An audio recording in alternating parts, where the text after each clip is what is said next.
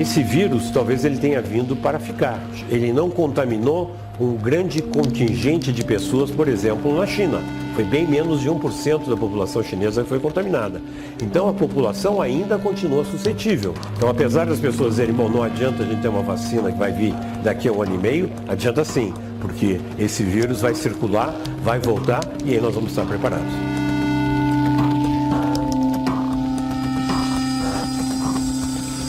Esse canto aqui é para fazer a parte de biologia molecular e também tem muito trabalho intelectual, né? A vacina que nós estamos trabalhando é uma vacina que se chama em inglês VLP, ou, que quer dizer em português, uma partícula semelhante a um vírus. Então nós temos como se fosse um vírus oco, porque não tem o ácido nucleico que multiplicasse, e nós colocamos bem externo, bem visível para o sistema imunológico, sequências de aminoácidos que são tiradas da proteína chamada espícula, ou spike. Essa proteína é aquela que a gente vê nos desenhos que estão por aí do coronavírus, que dão o nome de coroa, porque ficam para fora. Essas espículas são justamente aquelas que se grudam na célula para entrar.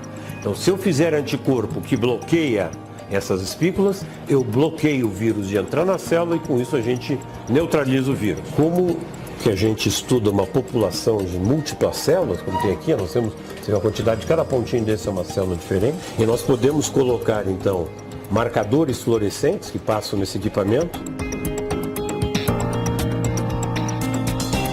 Para desenvolver uma vacina, você tem as questões muito fundamentais, tem muita experimentação em animal, depois tem muita experimentação para ver segurança e toxicidade, para depois chegar em gente. E quando chega em gente, também tem que testar a toxicidade, depois ver a eficácia, a indução de anticorpos que são protetores, e é um processo tudo muito longo. Existe um número enorme de vacinas sendo testadas, muitas delas são baseadas não numa partícula viral, nas proteínas de uma partícula viral, mas são baseadas nos ácidos nucleicos, aqueles que detêm a informação no sistema genético. Então essas vacinas que já estão começando o teste clínico são fundamentalmente de RNA mensageiro. Então, o que é o RNA mensageiro? É aquele que ele é transcrito a partir da informação original, que é o DNA, e que na célula vai produzir todas as proteínas. Então o que os pesquisadores fizeram?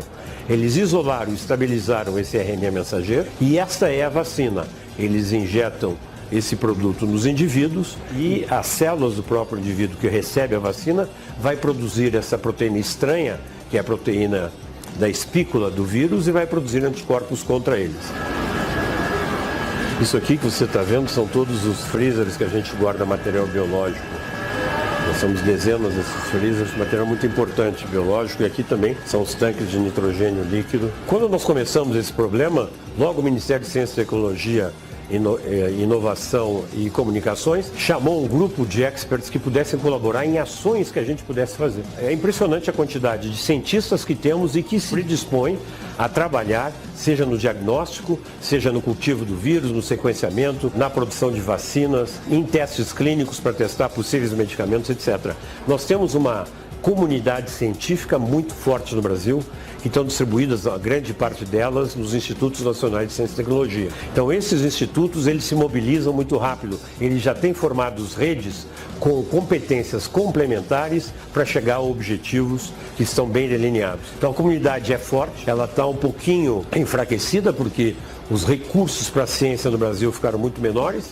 Nós perdemos muita gente também, porque muitos pesquisadores jovens, de grande potencial, foram para o exterior e não voltaram, mas é muito importante que a gente mantenha essa comunidade brasileira e que a gente consiga trabalhar rapidamente como estamos fazendo agora. Esta área aqui nós fazemos, vou chamar de citometria de fluxo. Na citometria de fluxo você consegue identificar célula por célula qual é a característica da célula, o que ela tem na superfície e com isso a gente pode caracterizar muita coisa. É muito importante quando a gente estuda a resposta imune, poder caracterizar o que as células estão expressando na sua superfície, que elas têm superfície, e consequentemente qual é a função que elas estão fazendo numa determinada situação. E na verdade a ciência mobilizou em todo mundo. Então todas as pessoas que tinham uma possibilidade de contribuir cientificamente na produção ter realmente um produto no final que é a vacina, estão mobilizados.